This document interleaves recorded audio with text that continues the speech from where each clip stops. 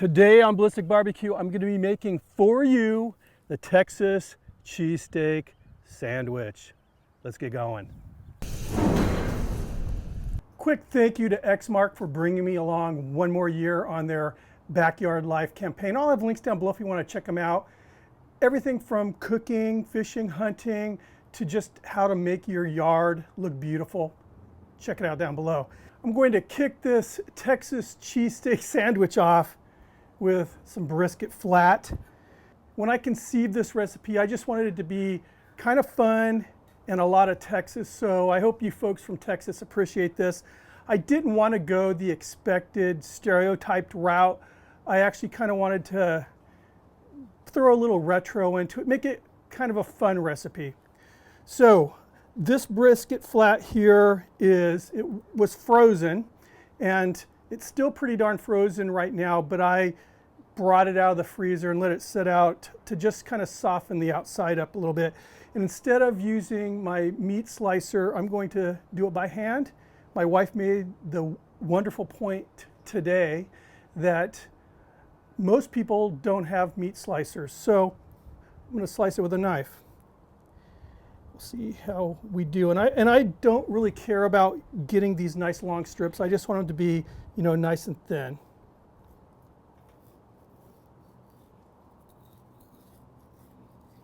Like this. I'm perfectly content with having not complete. That one looks pretty good though.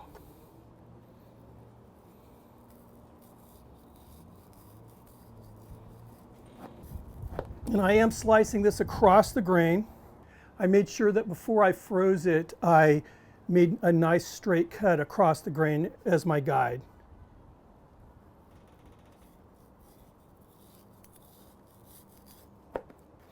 And having it frozen like this really makes it a lot easier to get these thin slices.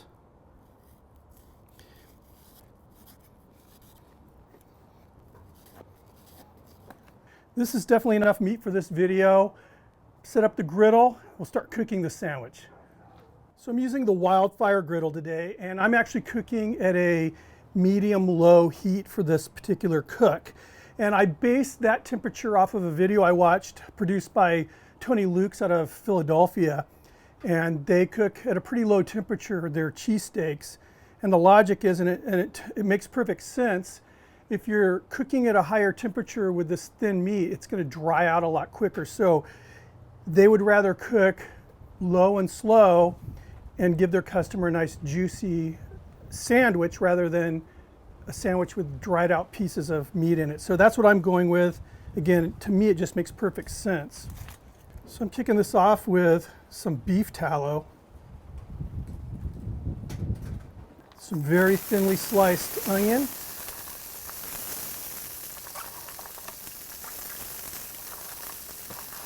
I want to get this really, really broken down.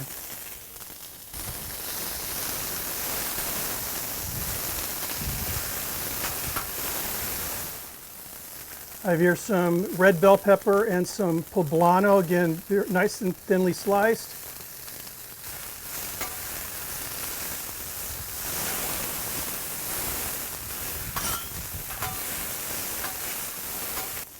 A little bit more tallow to the top there.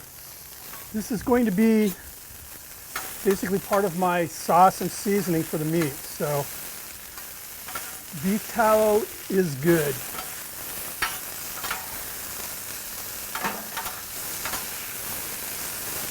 Now, one of the things that I'm going for with this cook, two things I think about when I think of Texas. I mean, besides obviously brisket, it's chili. So to this onion and pepper blend, I'm adding some chili powder. It's going to mix, coat these onions and peppers, and then also mix with that. Ooh, smells good. That beef tallow. It's going to really pop when this turns into a sandwich.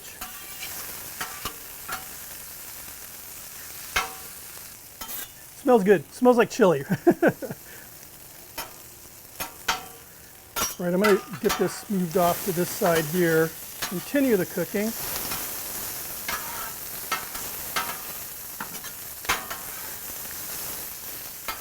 And then right here, we'll get that meat going.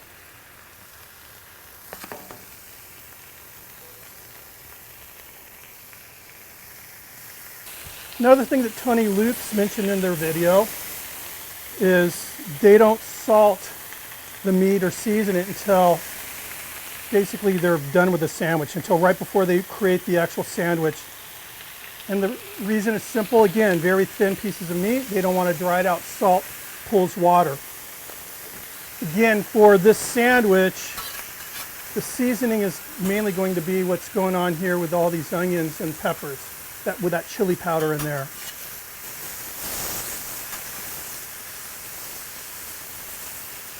And they're not looking for that really nice, seared color that we're looking for when we're having a regular steak.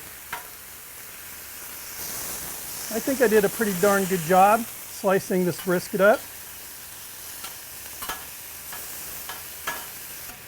I'm going to get a little garlic down here. This is just really thinly sliced garlic, and I wanted to kind of wait till towards the end because I don't like burnt garlic.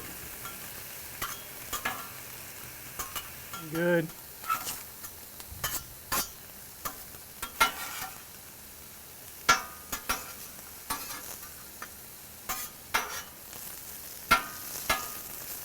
Take my roll and just get a little bit of heat on there.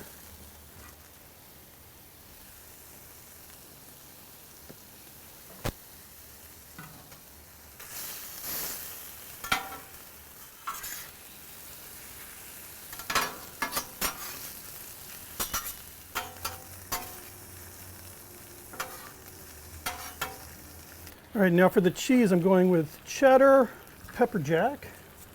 Cheddar, pepper jack. Just get a little bit of a melt on it.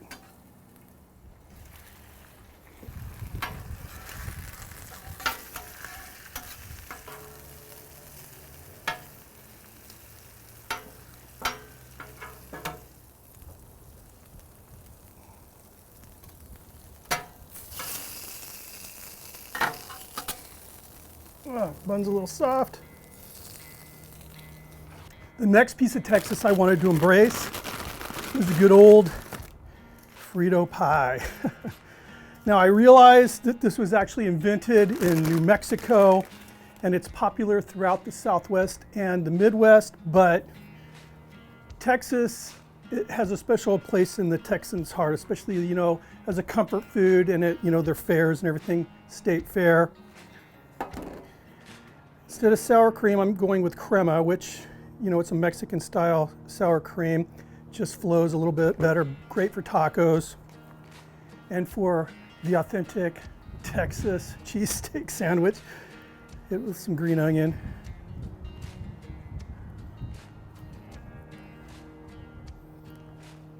And there we go. I give you the Texas cheesesteak sandwich. I'm gonna slice this bad boy. The one thing about these rolls that I buy, I think they're a little soft for a cheesesteak.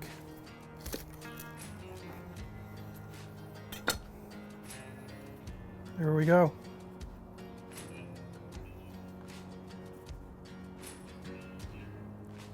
Looks pretty darn good. Smells pretty darn amazing. Let me know, Texas, how would you have done this? Caramelized onions, poblano poking out.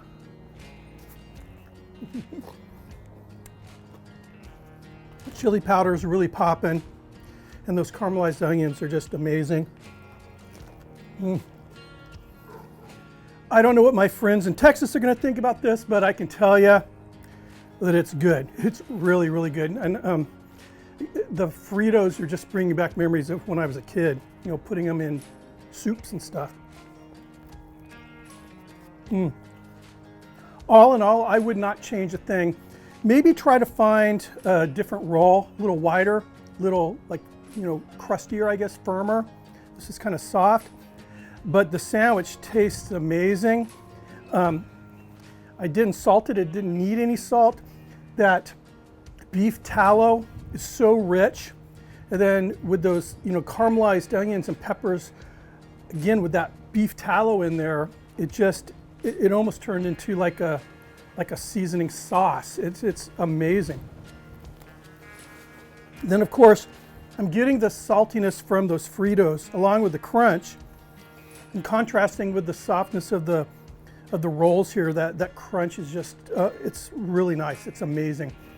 But I'm happy with this. Let me know what you guys think down below. I hope you guys liked it.